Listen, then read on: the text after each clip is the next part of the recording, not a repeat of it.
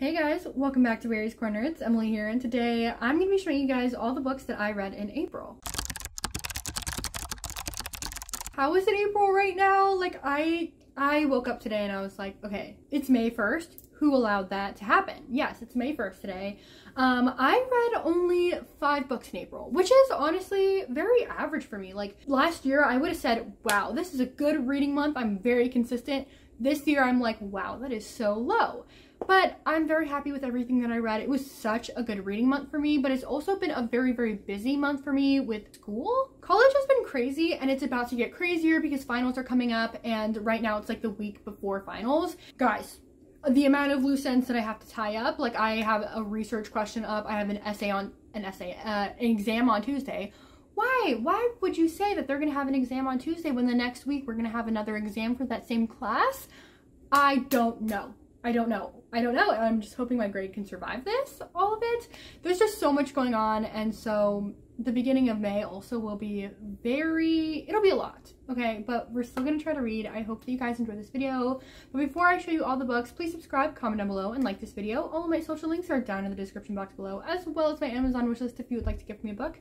Now let's get on to the video. Okay, so most of these books I actually read for a video. But the first book that I read was Addicted to You by Krista and Becca Ritchie. Is it like an author duo? I didn't even know that. Well, basically this book is about a girl named Lily Calloway, and she's a sex addict, and a guy named Lauren Hale who's an alcoholic. And they've been fake dating for about 3 years now because they don't really want to hurt their family with their addictions, and this way they can like live together and they kind of can just support each other in any way that they need. Like Lily will go and like drag him home drunk, but she thinks that she's helping him. Like they're just trying to live their life as addicts, sort of in a healthy way, but not at all. Now, in this point in time, they are like, maybe what will it be like if we actually get together for real?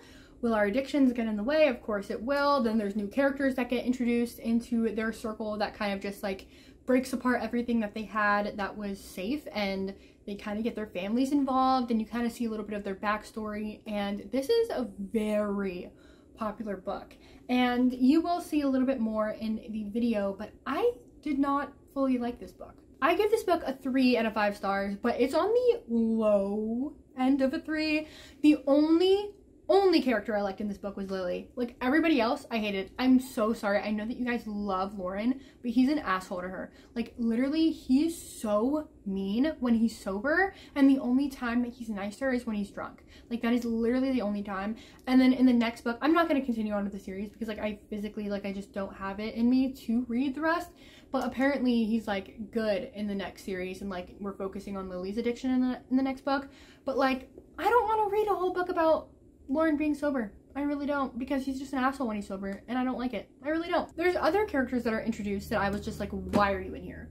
Why are you in here? They introduced them so fast. There was no point to them. They were all honestly dicks, like especially to Lily. Like they were so mean to her, and she'd be like, oh, it's fine, like it hurts, but like I'm not gonna tell them, like, you know, I just want to do what's best for Lauren. And I'm like, girl, they're hurting you, and like nobody cares. Not even Lauren. Like Lauren's hurting you, and nobody cares. There was a plot twist in this book about Lauren and another character, and I knew it was gonna happen. I literally already knew. And the plot, like, let's just talk about it. Let's talk about the plot for a second. There was none. So 3 out of 5 stars.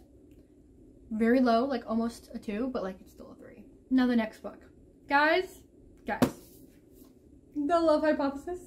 Guys, okay, you have seen it on TBR after TBR after TBR, and I finally got to it, and guys, I loved it. Like I cannot stop thinking about this book. This was the second book I read this month, and I like physically cannot think of any other book. Every single day, this is the book I think about. It's up there with The Hating Game because I love it that much. I'm reading another adult romance right now, and I'm like, this book. It's all I think about. It's literally all I think about. If you don't know what it's about a girl named Olive Smith, and she's a PhD student, and she doesn't really want a romantic connection. She doesn't really think that she could have a romantic connection, and she like sort of talks to this guy, but she's like, I don't really like him. But her friend is like in love with him, and the friend doesn't want to go out with the guy because, you know, like Olive dated him, and she was like, no, please, like take him, like I don't want him. And so the girl won't, and so she's like, I have a boyfriend, but she really doesn't. So she's at the lab one day when she was supposed to be on a date, and she sees her friend walks by, and she kisses like from the guy right next to her, and it's the grumpy hotshot Professor Adam Carlson. Adam. Well, we love Adam in this household, but basically they agree to fake date because for Adam, he is a professor, like a research professor, and they are stalling his funds, like the university, because they think he's gonna leave. And so he's like, I need to show them like I'm committed to this university, and like having a relationship like that would make me stay here would really, really help. Guys, I love them. I love the grumpy sunshine. That is the trope that I love the most. And I thought enemies to lovers would trump it, like, because I love enemies to lovers, but grumpy sunshine, oh my gosh, the like amount of like metaphors in here that's like, oh, he would just order a black coffee and she would order a unicorn frappe. Like, I love that. Like, people are just like, oh my gosh, it's like overdoing it, the grumpy sunshine. No, I love it. I love it. I love it. The cover I love. Whenever I see it, I'm just like, yes, you are beautiful. Up there with The Hating Game, beautiful. I want to be in an academia setting now because of this book, like so bad I want to. I love Olive. Olive is beautiful. I love just the whole thing. I love it. 5 out of 5 stars. I wish I could tell you more. Okay, the last book for that video. Please let me know what you guys think it is. Reminders of Him by Colleen Hoover.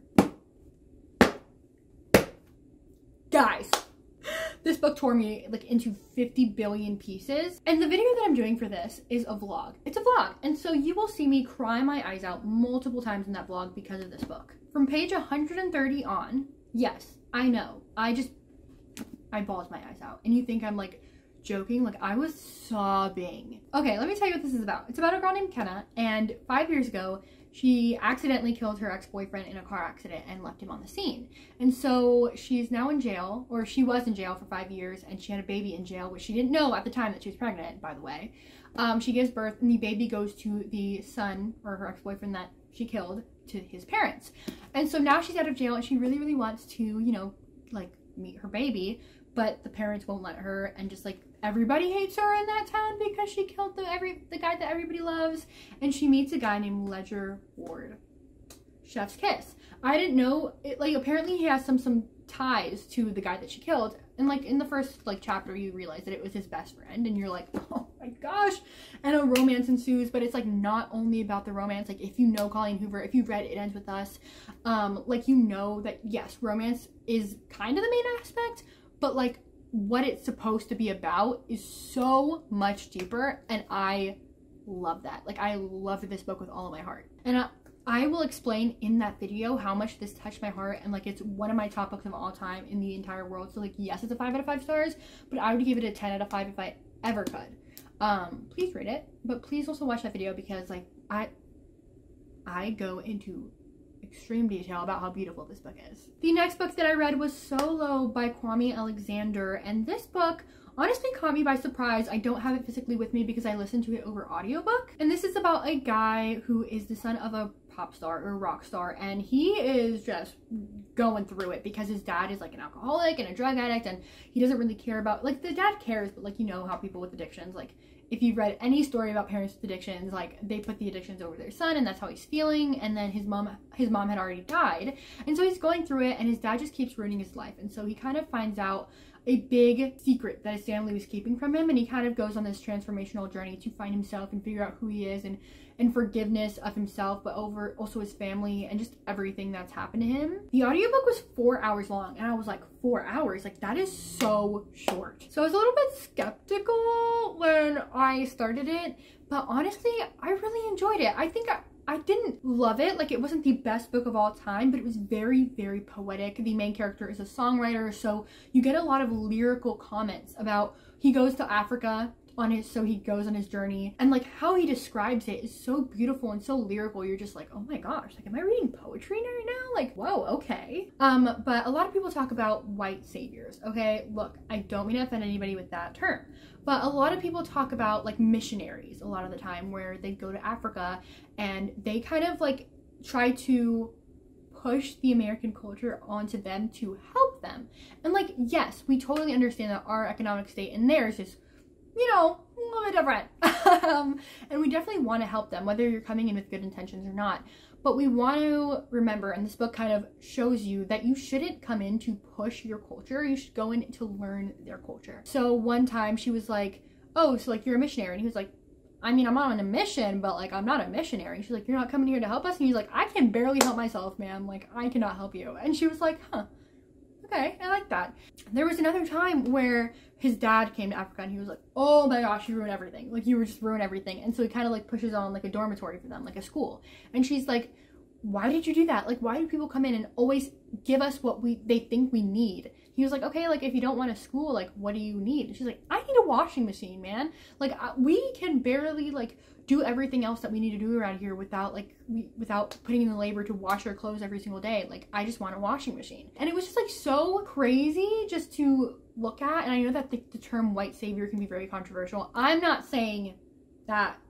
I'm not gonna get into it. But I'm just saying, like, a lot of people go in there and, like, go on this mission to help them by pushing their culture. Like, you don't even learn their language. You don't even learn thank you or may I help you? How are you doing? Like, you don't learn the basic language or what they, you know what I mean? Like, it was just really cool to learn about that and talk about that.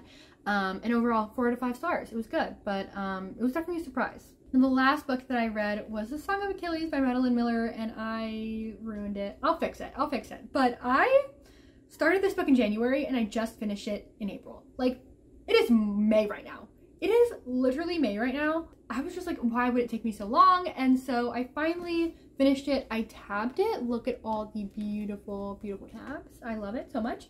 And this book astonished me. If you don't know what this book is about, it's about a guy named Patroclus, and he is kind of a prince, but he gets like exiled, and he goes and lives in the kingdom where Achilles is, and immediately they become best friends, and then they end up growing on to lovers. And it was such a cool thing to see. Basically, the war starts going on, and Achilles, of course, being the winner of the war, if that makes sense. And he's just in the background, Patroclus, but like he's there every single step of the way. And at first I was like, well, at first I thought this was following Achilles because it said The Song of Achilles. So it's like, oh, the main character is Achilles. When I started this book, big surprise, I was so confused. But I then, after I found out that we were following Patroclus, I was like, why are we following Patroclus if Achilles is the one in all the action?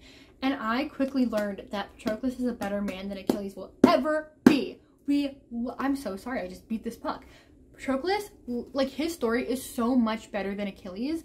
And Madeline Miller, how could she write this way? Like, I'm so sorry, like, even if you didn't like anything that this book had, and like just the writing alone would make this book a 5 out of 5 stars. The poeticness, like, that's not a word. Is it a word? I don't know.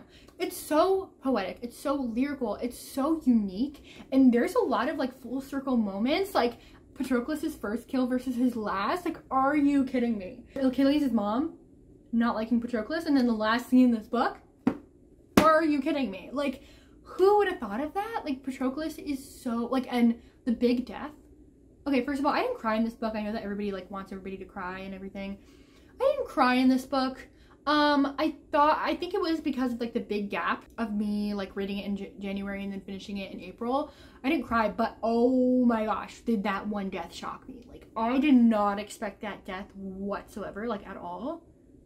Just saying. I loved it. 5 out of 5 stars.